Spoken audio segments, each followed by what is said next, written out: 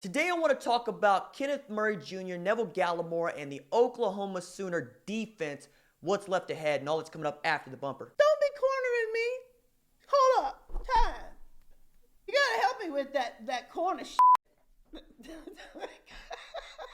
What's up, kinfolk? It's RJ Young. I am not on a step mill. Consider hitting the like and subscribe button because I upload a video every single day. It's always OU related, college football related, sports related. We have a good time. Today, I want to talk about Oklahoma's defense, especially highlighting Kenneth Murray Jr.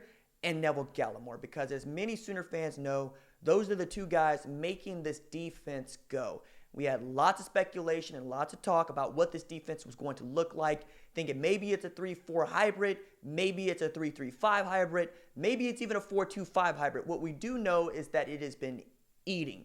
And it's not as if they're invulnerable. I know that we all want to take a lot away from how they played against Texas and how they looked against that Texas offensive line and how the secondary competed against wide receivers that are quite frankly bigger and faster than they are. But we all know, looking at me, the size of the dog does not matter. The size of the fight in the dog matters the most. And that's what I saw when watching Oklahoma play against Texas defense. Offense. They were not cowed. They were ready for the challenge. They wanted to go. But a big reason for that is obviously the way that they've been playing up front.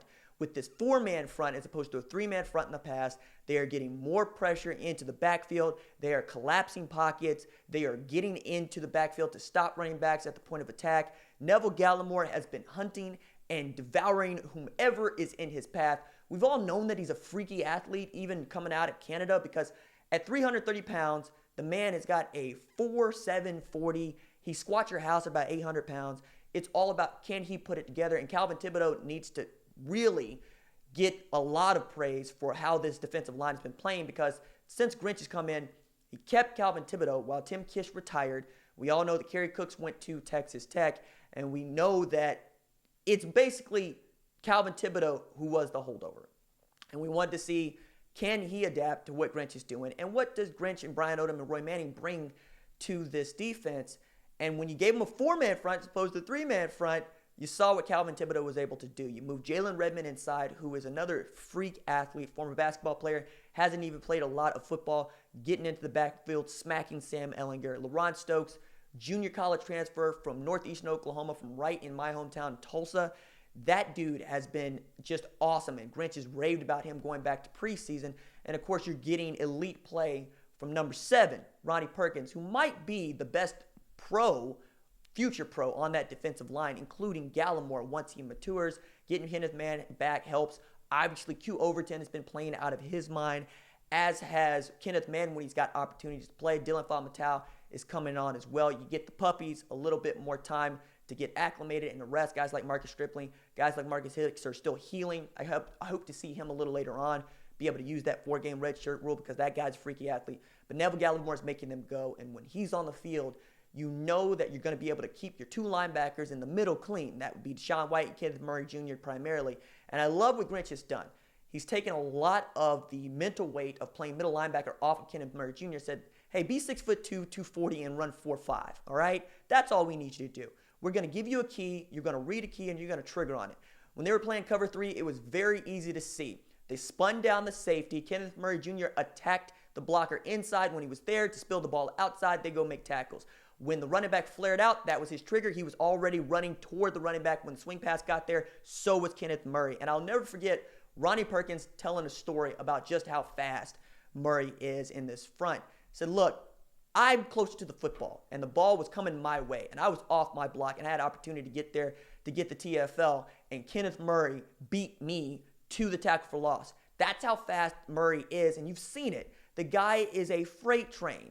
And I don't know if he's going to play safety, be a little too big, I would think, or when most people think outside linebacker at the next level, I think he's actually just a will. I think he's a Roquan Smith type. I think he's a guy you just say, hey, man, we give you a key, you read the key, you go make the play.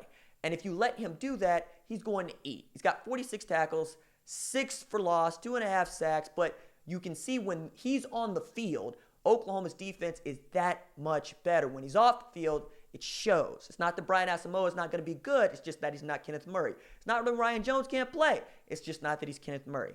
And that's not to say that that linebacking core isn't deep. It really is. And I know that Brian Meade he hadn't had his best play this season, but he's got opportunities coming his way.